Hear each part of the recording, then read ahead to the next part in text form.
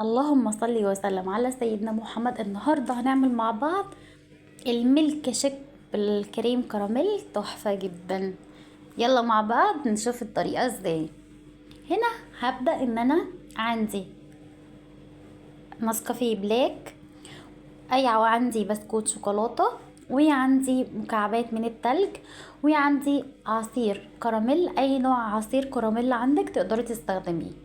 هنا هبدأ احط مكعبات التلج، وهبدأ احط الكوفي اللي هو البلاك بتاعي طبعا البارد. هنا انا عملته معاكم على القناة هنا كذا مرة، اللي هو النسكافيه البلاك البارد. وهبدأ احط العصير الكراميل بتاعي